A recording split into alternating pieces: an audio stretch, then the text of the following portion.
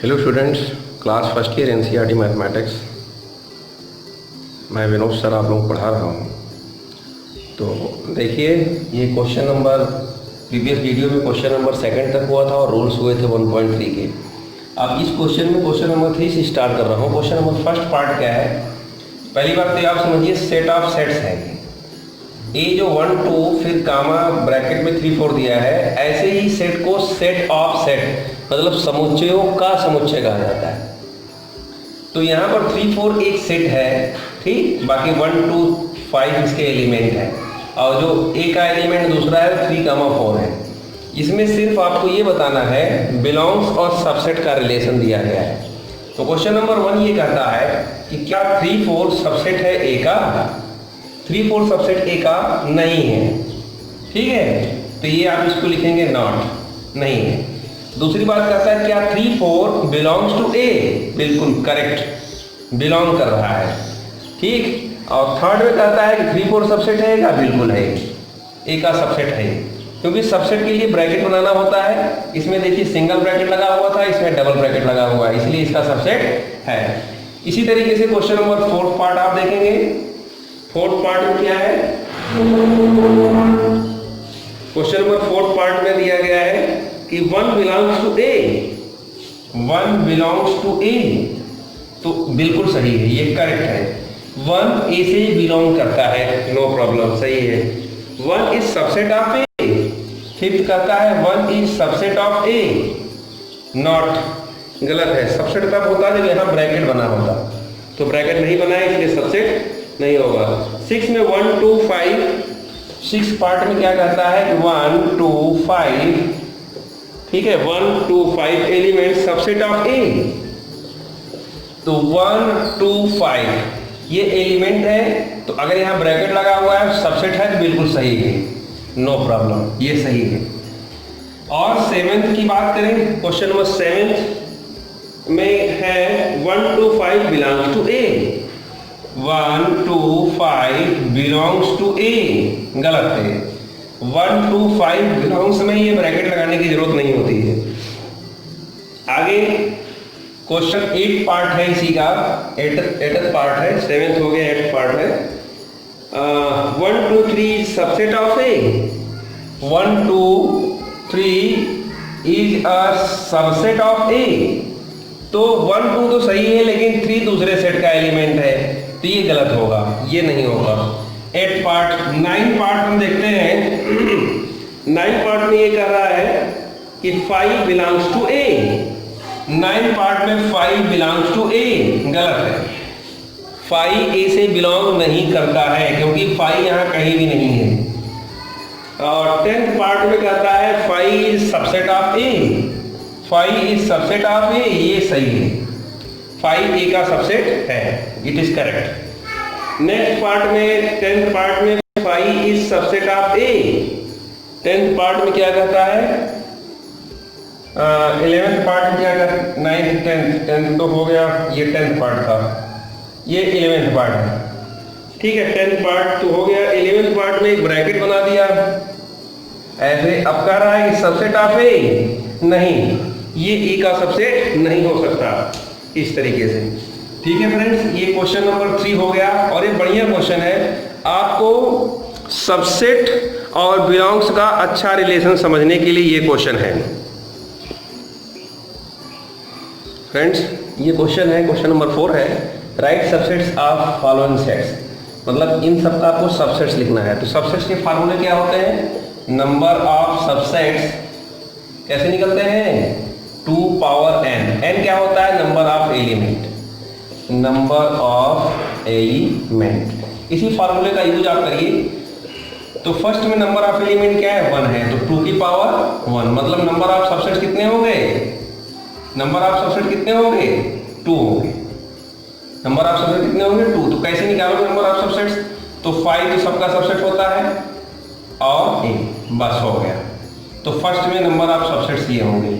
अब सेकंड की बात करें, इसमें नंबर ऑफ एलिमेंट क्या है? n इक्वल टू 2 है, तो नंबर ऑफ सबसेट्स जो होंगे, नंबर ऑफ सबसेट जो होंगे वो 2 की पावर 2 यानी 4 होंगे। कैसे 4 होंगे? एक फाई होगा, एक ए होगा, एक बी होगा और एक ए बी होगा। तो आप देख सकते हैं 1 2 3 4 एलिमेंट्स इसके लिए आ गए। ये सेकंड के लिए। थर्ड के लिए 2 की पावर क्यू यानी 8 होगा। इसको मैं जब सबसेट्स का एग्जाम्पल दे रहा था तो यही क्वेश्चन एग्जाम्पल दिया था, तो प्रीवियस वीडियो में जा करके देख लीजिएगा। फोर्थ की बात करें, इसमें नंबर ऑफ एलिमेंट कितने हैं? 5 को कोई एलिमेंट माना जाता है? नो। 5 क्या है? एम्प्टी सेट होता है। तो 2 की पावर 0 यानी 1। तो इसके नंबर ऑफ जो सबसेट्स होंगे, number of subset is equal to केवल 5 होंगे, यानी 1 ही एलिमेंट होगा नंबर ऑफ सबसेट्स में। ये क्वेश्चन हो गया, क्वेश्चन नंबर 4। तो क्वेश्चन नंबर 4 समझ में आ गया होगा। इस क्वेश्चन के माध्यम से आप सबसेट्स निकालना अच्छी तरह से सीख जाओगे, सबसेट्स कैसे निकाला जाता है। फ्रेंड्स, ये आप क्वेश्चन नंबर 5 देखेंगे, हाउ मेनी एलिमेंट्स हैज पीए। पीए क्या होता है? Power set of A. तो पावर सेट होता क्या है? सबसेट्स ऑफ सेट होता है। तो इसका मतलब पीए तब निकलेगा जब ए का आप सबसेट्स निकाल लेंगे। अभी प्रीवियस क्वेश्चन में हमने बताया कि ए का जो सबसेट होगा, यहाँ सबसे पहले subsets of A is 2 power क्या है? कितने एलिमेंट है? कुछ नहीं है ना। तो ए के सबसेट क्या होंगे? केवल 5 ही होगा। तो subset of A equal to 1 यानी 5, ये 5 होगा। अब पीए क्या होगा? तो पीए के लिए बस बहुत ज्यादा होगा, ब्रैकेट लगा दिया जाता है, जो उसमें आता है वही इसमें ब्रैकेट बन जाता है, यही आपका पीए होगा। ठीक है, 1 एलिमेंट होगा पीए, यानी सिंगलटन सेट होगा। इस तरीके से इस क्वेश्चन को सॉल्व किया जाता है। फ्रेंड्स, अब आप लोग इंटरवल बनाना सीखेंगे कि जैसे ये क्वेश्चन दिया गया है 6 का first, x that x belongs to real number, x greater than है -4 से लेस देन और इक्वल टू 6 है। तो इसका इंटरवल क्या होगा? तो इसका इंटरवल होगा, ये ओपन इंटरवल है -4 और दिस इज क्लोज इंटरवल 6 हो गया। इसको semi open and semi close कहते हैं, मतलब अर्ध खुला अर्ध बंद अंतराल। ठीक है, इसी का सेकंड, इसको देख लिए। अब इसी का सेकंड पार्ट आप देखिए। सेकंड पार्ट में क्या दिया गया है, कुछ इसी में मैं सेट बना दे रहा हूँ। X such that x belongs to real number -12 और -10। यहाँ पर -12 हो जा रहा है और यहाँ पर हो जा रहा है माइनस का 10 हो जा रहा है। ठीक, तो दोनों में ओपन इंटरवल लगा हुआ है दोनों तरफ। यहाँ पर आप करेंगे x बिलोंग्स टू -12 कामा -10, मतलब x इन दोनों के बिटवीन बिलोंग कर रहा है। ठीक है, थर्ड पार्ट आप इसमें देख लीजिए, इसको देख गए होंगे। अब थर्ड पार्ट इसमें देखिए। थर्ड पार्ट में क्या कर रहा है, x that x less than greater और इक्वल 0, यहाँ पर 0 आ जा रहा है। अब तो समझ गए होंगे, मैं एक पार्ट नहीं बताऊंगा तो भी कर लेंगे। 0 और 7 और इधर लेस देन किससे है? 7 से है। तो इसका इंटरवल भी आपको समझ में आ गया होगा कि इधर क्लोज इंटरवल लगा हुआ है और इधर ओपन इंटरवल लगा हुआ है। अगर हम कहें इसमें एलिमेंट क्या क्या होंगे, तो 0 1 2 3 4 5 6 तक ही होंगे, क्योंकि ओपन इंटरवल का एलिमेंट नहीं लिया जाता, उससे पहले के सब लिए जाते हैं। ठीक है, अब हम फोर्थ पार्ट की बात करें, इसी में फोर्थ भी देख लीजिए। इसको तो आप देख लिए, अब इसको मैं चेंज कर रहा हूँ फोर्थ पार्ट में। फोर्थ पार्ट में 3 और 4 है, यहाँ पर 3 आ गया है और यहाँ पर 4 आ गया है। और इंटरवल क्या है? क्लोज इंटरवल दोनों में लगा हुआ है, तो बस क्लोज इंटरवल लगा दीजिए 3 4। ये आपके चारों पार्ट हो गए। ठीक है, अब आप क्वेश्चन नंबर 7 देखेंगे।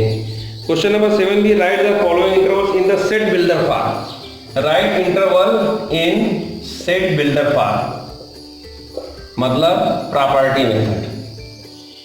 प्रॉपर्टी मेथड में आपको लिखना है, तो इसका फर्स्ट पार्ट आप देखेंगे। फर्स्ट पार्ट क्या दिया गया है क्वेश्चन नंबर 7 का? ये क्वेश्चन नंबर 7 है जो मैं बताने चल रहा हूँ, क्वेश्चन नंबर 7 है। तो राइट, हाँ, -3, 0 ये सब नहीं लिखा है, ये सब नहीं लिखा है, बल्कि क्या लिखा है? क्वेश्चन क्या है?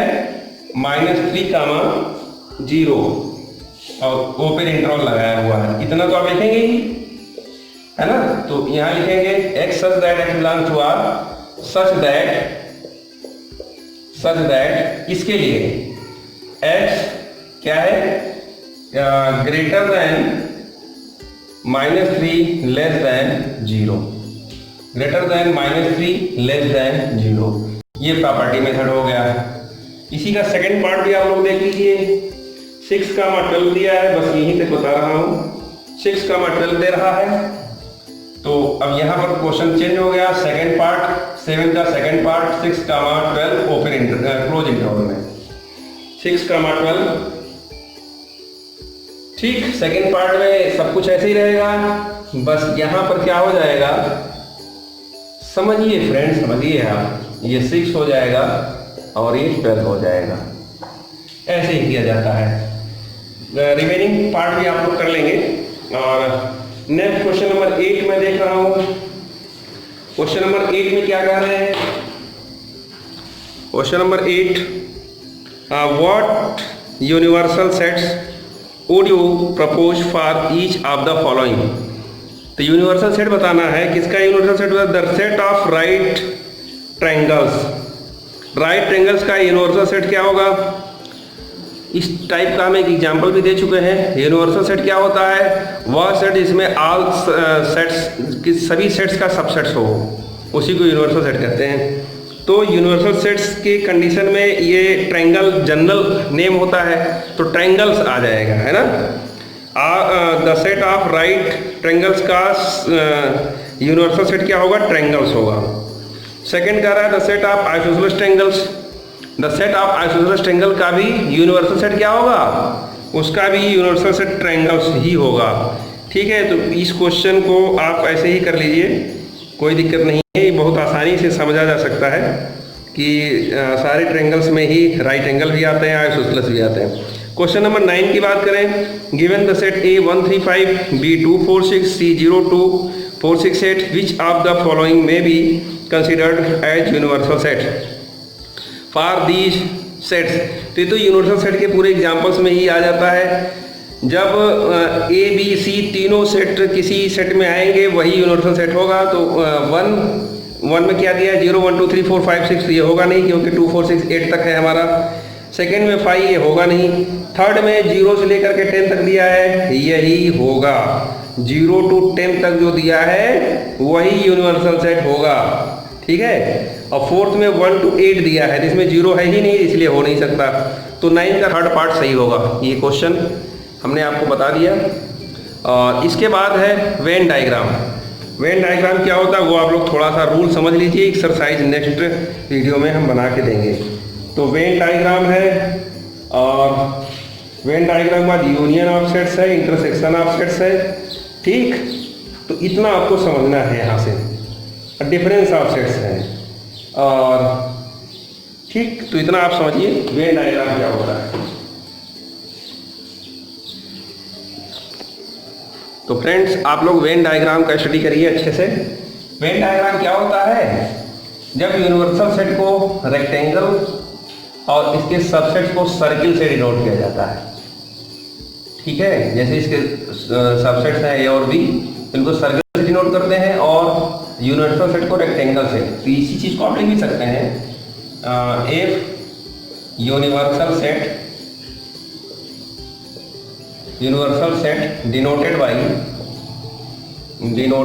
Bye rectangle and it's subset inside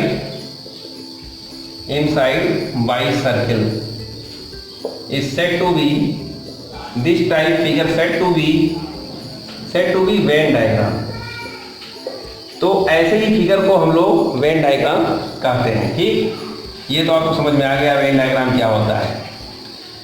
अब इसका एक एग्जाम्पल भी आप लोग देख लीजिए। जैसे u = 1 to 10 है ना, और a = 1 2 3 4 और b = 2 4 6 8। ठीक है, तो इतने को हम इसमें अगर एडजस्ट करना चाहें तो कैसे करेंगे, जरा ध्यान से देखिएगा। इसमें 1 to 10 है यू में पूरा। ए में कितना है, ध्यान से बताइएगा, 1 2 3 4। बी में कितना है, 2 4 6 8। ये जो हमने एक दूसरे को अटैच करते हुए लिखा है उसका रीजन यही है कि भाई दो सेट्स लिए हैं, हो सकता है कुछ कॉमन भी हो, नहीं कॉमन होगा तो इसमें नहीं लिखेंगे। अब दोनों में कॉमन एलिमेंट कितना हो रहा है 2 4, तो 2 4 यहाँ आएगा, बाकी 1 3 ये हो गया रिप्रेजेंटेशन। तो 1 2 3 4 ये 2 4 ए में भी है और 2 4 बी में भी है, तो 2 4 6 8 आ जाएगा। ठीक है, तो 1 2 3 4 5 नहीं आ रहा है ना, तो 5 6 आ चुका है, 7 8 आ चुका है, 9 और 10।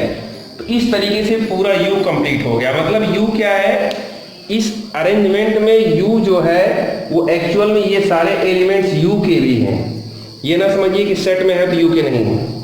तो देखा जाए तो यू में 1 to 10 एलिमेंट्स सब आ रहे हैं, 1 2 3 4 5 6 7 8 9 10। तो इन सबको मिला करके यू बना हुआ है।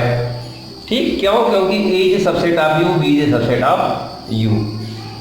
तो इसको कहते हैं वेन डायग्राम। समझ गए होंगे आप। अब यूनियन ऑफ सेट्स क्या होता है उसको आप समझिए। यूनियन ऑफ सेट्स का मतलब होता है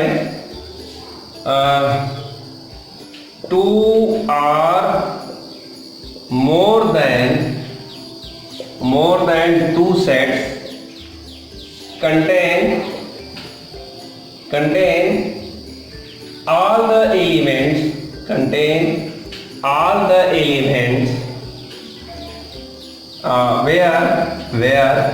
where क्या common element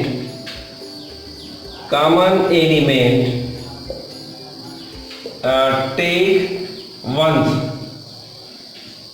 है ना। कॉमन एलिमेंट जैसे आए हैं उनको एक बार लेना होता है। Is said to B union of set, is said to B union of sets and represented by, इसका जो सिंबल होता है रिप्रेजेंटेड बाय सिंबल यू, इस तरीके से। ठीक, and denoted by A union B, denoted by A union B, इसी को आप यूनियन कहते हो। ठीक, एग्जाम्पल जैसे a equal to 1 2 3 4 5, b equal to 2 4 6 8, then a union b क्या होगा 1, ये देखो 2 बार आया हुआ है। तो हमने क्या लिखा है, कॉमन एलिमेंट टेक वंस, मतलब एक बार लेना है। तो 2 केवल एक बार लिया जाएगा, 3 तो लिया ही जाएगा, सिंगल बार है। 4 2 टाइम्स आया है तो कॉमन हो गया, इनको भी 1 टाइम्स आप लेंगे 4, और 5 तो लेंगे ही, 6 भी लेंगे, और 7 है नहीं इसमें, 8 आ जाएगा। ठीक है, ये होता है ए यूनियन बी। अब इस ए यूनियन बी को आप विभिन्न तरीके से सीखेंगे। जैसे ये तो आप कर सकते हो रोस्टर मेथड से, आपने सीख लिया। ये कौन सा मेथड है, रोस्टर मेथड है। अब इसी को आप प्रॉपर्टी मेथड से या सेट बिल्डर फॉर्म से कैसे रिप्रेजेंट करते हो ये आप सीखो। A union B is equal to होता है x such that x belongs to A और एक्स बिलोंग्स टू बी। समझ गए? ये यूनियन का प्रॉपर्टी मेथड है। यहाँ और का बहुत बड़ा इंपॉर्टेंट रोल है। और का मतलब होता है अगर ए यूनियन बी इतना आपका एक्स है, ये सब क्या है, एक्स है, तो ये जो एक्स है वो तो ए में है या बी में है, इसी का ही एलिमेंट है, ए का है या बी का है। भाई 1 2 3 आप ये नहीं कर सकते ए का ही है या ए का और बी का दोनों का, ऐसा तो नहीं कर सकते। और इसीलिए लगाया जाता है कि हर एलिमेंट्स या तो ए के हैं या तो बी के हैं, इसलिए और लगाया जाता है। तो ये है ए यूनियन बी का प्रॉपर्टी मेथड हो गया। ये कौन सा मेथड हो गया, रोस्टर मेथड यानी लिस्टिंग मेथड हो गया। अब एक मेथड आपको और मैं बता रहा हूं, इसको वेन डायग्राम मेथड भी कहते हैं। तो 2 मेथड आप सीख लिए, इसको रफ कर रहा हूं। अब आप वेन डायग्राम मेथड समझिए क्या होता है। वेन डायग्राम मेथड में जैसे ए और बी है, कोई सेट्स है, A and B are any 2 sets, तो आपको भी हमने वेन डायग्राम की डेफिनेशन बताई। यूनिवर्सल सेट इसमें जरूर रहता है, यू से डिनोट होता है, और एनी 2 सेट्स और होते हैं, ए और बी। तो वेन डायग्राम में ए यूनियन बी का जो रिप्रेजेंटेशन होता है वो ऐसे होता है, इस तरीके से हम इसको शेडेड करते हैं। ठीक है, चार्ट रहता तो वैसे ऐसे शेडेड कर देते।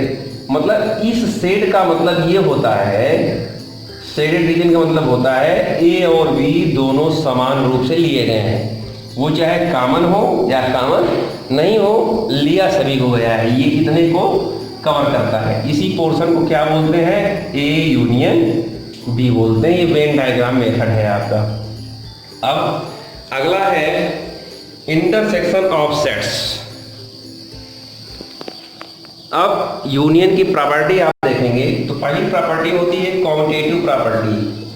तो कॉम्यूटेटिव का मतलब होता है, कॉम्यूटेटिव का मतलब होता है कि A union B equal to B union A कर सकते हैं, कोई दिक्कत नहीं। तो ये कॉम्यूटेटिव प्रॉपर्टी को फॉलो करता है। दूसरी प्रॉपर्टी है associative law. Associative law, associative law का मतलब होता है साहचर्य नियम। ये A union B union C equal to A union B union C होता है। ये एसोसिएटिव लॉ को भी फॉलो करता है। तीसरी प्रॉपर्टी है आइडेंटिटी लॉ। आइडेंटिटी लॉ,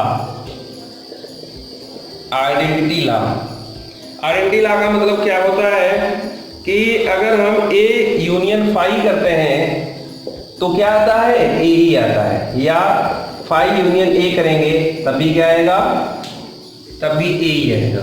ठीक है, इसको आइडेंटिटी लॉ कहते हैं। अब अगली प्रॉपर्टी है आइडेम्पोटेंट लॉ।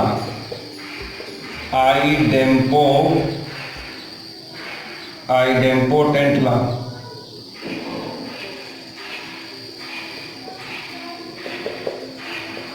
तो आइडेम्पोटेंट का मतलब होता है सेम प्रॉपर्टी, मतलब सेम प्रॉपर्टी हो। जैसे ए यूनियन ए ले लिया तो ए ही आएगा, ठीक है, ए यूनियन ए भी ए ही आएगा, या यूनियन ए ले लिया तो क्या आएगा, यू आएगा। ध्यान समझिए, ए यूनियन ए ही आएगा। और यूनिवर्सल सेट का किसी के साथ जब यूनियन लिया जाता है तो यू ही आता है। ठीक है, इसी को आइडेम्पोटेंट लॉ कहते हैं। फ्रेंड्स आप लोग देखिए इंटरसेक्शन ऑफ सेट्स क्या होता है। The intersection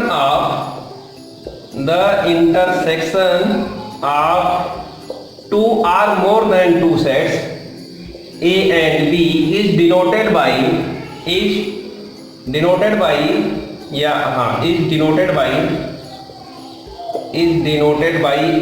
intersection B. ये सिंबल इंटरसेक्शन का है। Is denoted by A intersection B in which मतलब इसमें क्या होता है, the common element of both, in which the common element in both sets, है ना।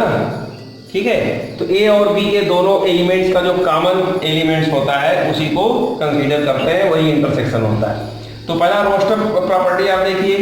रोस्टर के लिए हमने क्या किया, ए इक्वल टू 1 2 3 4 5 ले लिया, बी इक्वल टू क्या ले लिया, 2 4 6 ले लिया। ठीक है, तो ए इंटरसेक्शन बी क्या होगा, इसी को रोस्टर मेथड कहते हैं।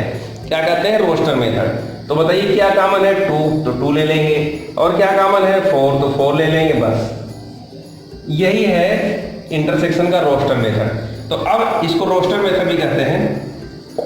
और दूसरा मेथड क्या है, प्रॉपर्टी मेथड। क्या है, प्रॉपर्टी मेथड से कैसे करते हैं, A intersection B is equal to A intersection B is equal to, इसको जरा ध्यान समझिएगा, x such that x belongs to A and, यहाँ क्या लगाते हैं, and x belongs to B. ध्यान रहे इसमें एंड का बहुत इंपॉर्टेंट रोल है। इस एंड के जरिए आप समझते हैं कि इंटरसेक्शन है, क्योंकि यूनियन में और आता है। अब आप समझिए ये x, अगर ये इसको हम x मान रहे हैं, ये क्या है, x है, तो आप क्या कहेंगे कि ये x जो है a में भी है एंड मतलब और ये b में भी है। ठीक है, अब इसका आप वेन डायग्राम मेथड सीखेंगे। वेन डायग्राम मेथड क्या होता है, तो वेन डायग्राम में फिगर बनाना पड़ता है। अगर 2 सेट्स a और b हो तो हम यूनिवर्सल सेट को रेक्टेंगल से और 2 सेट को ऐसे, तो वेन डायग्राम शेडेड रीजन बना करके शो करा जाता है। ए आपका ये रीजन कहलाता है ए इंटरसेक्शन बी। ये वेन डायग्राम मेथड हो गया। अब फ्रेंड्स आप ये भी समझ लीजिए कि डिफरेंस ऑफ सेट्स क्या होता है। Difference of sets, difference of sets,